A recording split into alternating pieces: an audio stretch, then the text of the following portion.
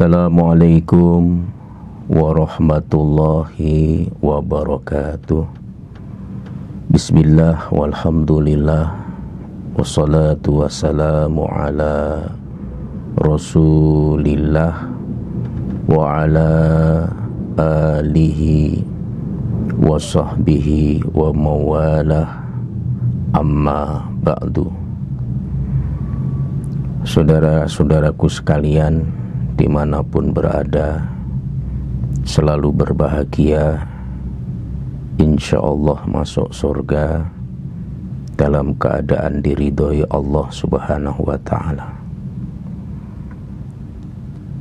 Waktu bergulir begitu cepat, dari detik ke menit, menit ke jam, jam ke hari, pekan, bulan dan tahun. Dan tidak terasa kita sudah berada di tahun baru Hijriah 1442 Hijriah. Sebagian masyarakat tidak mengenalinya karena pergantian tahun dari Desember ke Januari dengan dari Zulhijjah ke Muharram memang tidak segegap gempita, tidak semeriah jika bergantian tahun Masehi. Itu mungkin salah satu yang menjadikan tahun baru Muharram ini tidak segegap gempita pergantian tahun Masehi. Setiap bulan Muharram kita selalu diingatkan tentang sejarah penanggalan Islam yang nanti di belakang kita akan bahas secara khusus. Kita akan bercerita sejarah hijrahnya Rasulullah Muhammad sallallahu alaihi wasallam dari Mekah menuju Madinah, meskipun sebelumnya sudah pernah terjadi hijrah, tapi ini yang sangat monumental dalam sejarah peradaban Islam.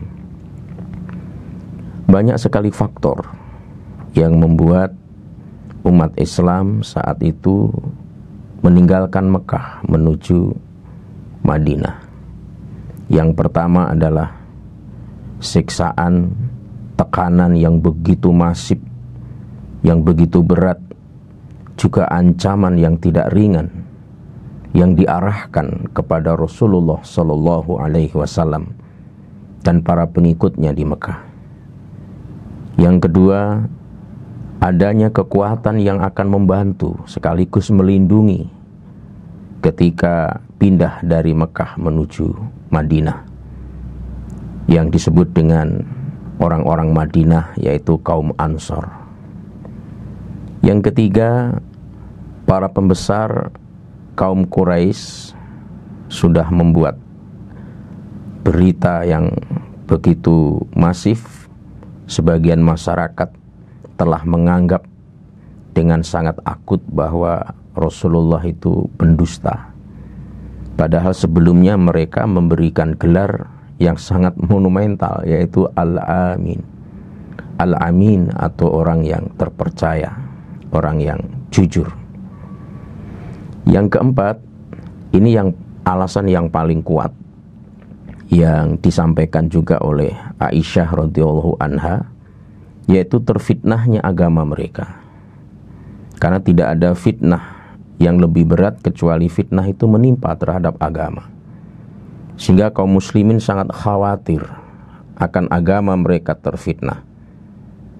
Sehingga ketika Aisyah ditanya tentang hijrah, jawabannya adalah kanal mu'minuna yafirru ahaduhum bidinihi ilallahi ta'ala wa ila rasulihi sallallahu alaihi wasallam makhafata ayyuftana alaih.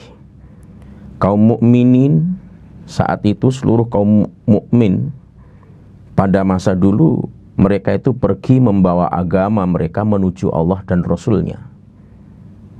Kenapa? Karena khawatir terfitnah. Sehingga hijrah ketika agama ini terfitnah adalah sebuah keniscayaan yang tidak bisa ditolak. Bahkan dalam Quran ketika seseorang teraniaya agamanya dan hingga ia binasa, meninggal dunia di tempat itu dan tidak hijrah, itu dapat kita lihat di dalam Quran surah An-Nisa ayat 97, di mana Al-Quran mencap orang itu sebagai dzolimina anfusihim, orang-orang yang menganiaya diri sendiri, yaitu orang-orang yang diwafatkan oleh malaikat dalam keadaan menganiaya diri. Lalu malaikat bertanya kepada orang-orang yang meninggal dunia ini, fima kuntum, dalam keadaan bagaimana kamu ini? Mereka menjawab, qalu kunna mustad'afina fil ard, kami orang yang tertindas dan lemah di bumi. Qalu, lalu dikatakan kepada mereka oleh para malaikat, alam takun ardullahi wasi'atan fatuhajiru fiha. Malaikat kembali menimpali, apakah bumi Allah itu tidak luas dan kamu bisa pindah ke tempat lain? Jadi ini Quran surah An-Nisa 97 ini mencap orang-orang yang tidak hijrah ketika dia tertindas, agamanya terfitnah, dan akhirnya dia dimatikan di tempat itu dan tidak meninggalkan tempat itu dicap sebagai dzolimina anfusihim, orang-orang yang zolim terhadap dirinya sendiri. Jadi begitu beratnya, sehingga alasan hijrah yang paling utama adalah harus menjadi motivasi, yaitu terfitnahnya agama ini, sehingga menyelamatkan agama ini kepada Allah dan Rasul-Nya. Last minute menjelang terakhir Rasulullah meninggalkan Mekah, yang sebelumnya Rasul itu sudah 2 bulan mempersiapkan hijrah, cuma belum ada izin, belum ada perintah dari Allah Subhanahu wa taala. Di mana pembesar-pembesar Quraisy berkumpul di suatu tempat yang mereka memiliki tempat untuk memutuskan perkara, tempat berkumpul, tempat musyawarah, yang tempat itu dalam sejarah disebut dengan Darun Nadwah. Artinya rumah milik Qusay bin Kilab. Ini diberi nama Darun Nadwah, di mana kalau ada persoalan-persoalan yang perlu diputuskan, maka di tempat itulah diputuskan. Tempat musyawarah kaum Quraisy. Dari hasil musyawarah yang ada, maka ada 3 opsi yang diusulkan. Yang pertama adalah mengusir Rasulullah Shallallahu Alaihi Wasallam. Usul ini ditolak, karena kalau diusir tetap saja bisa mengembangkan dakwahnya. Lalu yang kedua, dipasung saja. Ini juga ditolak, karena biar bagaimana Rasulullah adalah keturunan bangsawan, keturunan Bani Hashim, dan tentu tidak akan membiarkan itu terjadi. Lalu opsi yang ketiga, itu dalam sejarah diusulkan seorang tua renta yang dianggap arif dan bijaksana, padahal dia adalah iblis yang menjelma. Apa usulnya? Setiap kabilah, setiap suku diminta perwakilannya untuk menyiapkan pemuda yang gagah, yang ahli bela diri, yang kuat, dengan sebilah pedang, di mana mereka diambil perwakilannya untuk mengepung rumah Rasulullah dan akhirnya dibunuh Rasulullah Shallallahu Alaihi Wasallam. Usul ini sangat masuk akal, karena ketika nanti keluarga Rasulullah menuntut balas, maka kesulitan, karena yang membunuh, yang terlibat adalah perwakilan dari banyak suku, banyak kabilah, sehingga akhirnya terpaksa harus menerima diat. Jadi hukum diat itu pun pra-Islam ternyata juga sudah ada. Dan akhirnya inilah yang disepakati untuk dilaksanakan, yaitu perwakilan pemuda-pemuda dari kabilah, dari suku-suku yang ada, untuk dipilih mengepung rumah Rasulullah, dan akhirnya mereka membinasakan atau membunuh baginda Rasul Muhammad Sallallahu Alaihi Wasallam. Di malam neraka, di malam jahanam. Ini kalau bahasa kita, kalau malam pembunuhan jenderal-jenderal PKI itu digelari dengan malam jahanam, di malam neraka. Maka malam ketika masa kritis, di mana Rasulullah hendak meninggalkan Mekah, seluruh pemuda-pemuda yang telah dipilih tadi lalu mengepung rumah Rasulullah Shallallahu Alaihi Wasallam. Tidak ada celah yang dilewati oleh Rasulullah pasti mereka bisa mendeteksinya. Karena tidak ada satu jengkal lubang di situ yang tidak dikepung. Nah, perlu kita ketahui bersama bahwa ternyata dalam hijrah ini Rasulullah juga menggunakan fungsi manajemen. Ada planning, ada organizing, ada actuating, dan juga ada controlling, bahkan lebih daripada itu. Puncak kecerdasan spiritual yaitu ketika hijrah, yaitu ketika di Gua Sur. Begitu sudah terdesak tapi tetap tidak ada ketakutan dan kekhawatiran. Itu puncak kecerdasan spiritual yang sangat luar biasa. Rasulullah mempersiapkan hijrahnya itu 2 bulan sebelum beliau meninggalkan Mekah. Ini juga sebuah planning yang luar biasa. Segala sesuatunya dipersiapkan. Abu Bakar diminta menemani dan mempersiapkan onta yang akan dipersiapkan secara khusus. Lalu berencana tinggal di Gua Sur, itu sudah masuk dalam planning juga. Selama 3 hari 3 malam. Penunjuk jalannya seorang non-muslim yang sangat terpercaya dari suku yang jauh. Tentu tidak diragukan kesetiaannya. Ternyata dalam kerjasama di sini ada juga keterlibatan seorang non-muslim. Lalu Abdullah bin Abu Bakar, putra bungsu Abu Bakar As-Siddiq, menjadi seorang intelijen yang mengumpulkan berita untuk disampaikan nanti kalau sembunyi di Gua Sur. Istilah kerennya agar nanti selalu update berita terakhir. Ada juga seorang budak dan juga putri Abu Bakar As-Siddiq, Asma, untuk mengembala dan mengantarkan makanan logistik selama 3 hari 3 malam di Gua Sur. Lalu Ali bin Abu Thalib diperintahkan menggantikan Rasulullah di tempat tidurnya dengan berbalut selimut yang dimiliki oleh Rasulullah, yaitu berada di tempat tidurnya.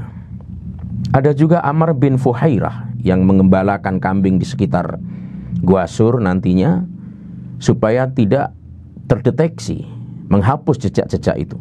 Ini sungguh sangat luar biasa. Jadi fungsi manajemen benar-benar diterapkan oleh Rasulullah Muhammad SAW. Bukan asal perintah Allah langsung jalan tanpa dipersiapkan segala sesuatunya. Dengan alasan tawakal Allah, berteriak takbir, padahal tidak di planning, tidak dipersiapkan, tidak ada controlling. Tentu ini melanggar sunatullah. Itu tidak seperti itu. Rasul tetap fungsi manajemen itu dijalankan sebaik mungkin. Nah, oleh karena itu ketika hari H malam telah tiba, pasukan telah dipersiapkan mengepung rumah Rasulullah. Pada saat kritis itulah Ali diminta menggantikan beliau untuk tidur di tempat tidurnya dengan menggunakan mantel berwarna hijau dari Hadramaut yang dimiliki oleh Rasulullah dan biasa dipakai oleh beliau. Dan Ali siap. Jadi sebuah kerjasama yang sangat apik, yang luar biasa dan terkoordinasi. Lalu Rasulullah SAW ketika telah tengah malam keluar meninggalkan rumah itu, sejarah mencatat sambil mengambil segenggam pasir, yang pasir itu ditaburkan di atas kepala para pengepungnya. Ini juga ada kajian tersendiri tentang ini. Adalah sebagai bentuk pelecehan terhadap mereka. Betapapun mereka tertata, rapi, terorganisir, tapi tetap saja jika Allah tidak mengizinkan, segala sesuatunya tidak akan terjadi. Nah, itulah sehingga di dalam Quran surah Yasin Allah Subhanahu wa taala berfirman, "Inna ja'alna fi aqnaqihim aqlalan fahiya ilal atqani fahum muqmahun. Wa ja'alna min baini aydihim sadda wa min khalfihim sadda fa aqshaynahum fahum la yubsirun." Kami jadikan pada leher mereka belenggu-belenggu yang mengikat sampai ke dagu sehingga tidak dapat menggerakkan kepala untuk melihat. Jadi itu memang Allah sudah membuat mereka seperti orang yang lehernya terikat, terbelenggu sampai ke dagu sehingga mereka tidak bisa menggerakkan kepalanya. Sehingga Rasulullah leluasa menaburkan pasir-pasir yang digenggamnya di atas kepala mereka. Wa ja'alna min baini aydihim sadda wa min khalfihim sadda faqshaynahum fahum la yubsirun. Dan telah kami jadikan di depan mereka sebuah tirai dinding, dan begitu juga di belakang mereka. Kami tutup mereka sehingga sama sekali tidak melihat. Ini ayat ini dengan nada kelakar, ada anak-anak muda menggunakannya kalau ada sweeping polisi supaya nggak dilihat. Ini tentu menyalahi daripada tujuan ayat itu diadakan. Bahkan ini yang membaca Rasulullah atau bukan, itu pun polemik di kalangan para ulama. Akhirnya mereka tidak melihat.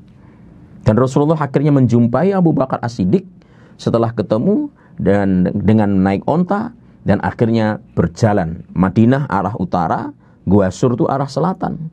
Jadi akhirnya mereka menuju ke Gua Sur yang di luar akal, dan ini sebuah strategi yang sangat luar biasa. Perginya ke utara, tapi untuk siksaknya dia pergi ke selatan, yaitu bersembunyi di Gua Sur. Pasukan pengepung dengan pedang yang terhunus mengira bahwa Ali yang sedang berbaring di tempat tidur berselimut mantel berwarna hijau dari Hadramaut itu adalah Rasulullah Shallallahu Alaihi Wasallam. Ketika malam berlalu, pagi menjelang, mereka sudah nggak sabaran. Akhirnya didobraklah pintu itu, dan akhirnya mereka menyerbu serempak, lalu menyibak tirai selimut itu. Alangkah kecewa dan terkejutnya mereka, dipermalukan luar biasa. Ternyata yang tidur itu bukan Rasulullah Shallallahu Alaihi Wasallam, tetapi adalah Sayyidina Ali radhiyallahu anhu. Akhirnya Ali tentu jadi bulan-bulanan, dipukuli, diseret ke depan Ka'bah, ditanya macam-macam, diinterogasi sedemikian rupa. Abu Jahal juga memuncak kemarahan, kekecewaan, kejengkelannya, lalu mendatangi rumah Abu Bakar. Abu Bakar enggak ada, hanya ketemu dengan putrinya bernama Asma, sempat ditampar oleh Abu Lahab dalam sejarah. Lalu dikerahkan pasukan untuk menyebar ke segala penjuru bahwa Rasulullah sudah pergi meninggalkan Mekah. Sebuah kekecewaan, sebuah makar, sebuah rencana yang terorganisir dengan rapi, tetapi tetap makar Allah yang jauh lebih canggih. Inilah latar belakang di mana Rasulullah Shallallahu Alaihi Wasallam itu hijrah, hingga akhirnya beliau bersembunyi di dalam Gua Sur, dan itu ada peristiwa tersendiri. Nanti kita ikuti episode berikutnya, kejadian-kejadian istimewa yang menjadi ibrah pelajaran ketika beliau berada di Gua Sur. Mudah-mudahan ini menjadi penambah wawasan bagi kita semuanya, bahwa ditetapkannya penanggalan Hijriah itu pada peristiwa hijrahnya Rasulullah karena ada heroisme yang luar biasa, ada pengorbanan yang luar biasa, ada fungsi manajemen yang luar biasa, ada koordinasi yang luar biasa, ada hukum-hukum sunatullah yang ditaati dan luar biasa, dan juga ada keyakinan yang memuncak yang begitu luar biasa di saat kritis. Semuanya menjadi pelajaran bagi kita. Bagaimana peristiwa di Gua Sur, nanti kita ikuti episode berikutnya. Mohon maaf, wallahu waliyul muttaqin. Assalamualaikum warahmatullahi wabarakatuh.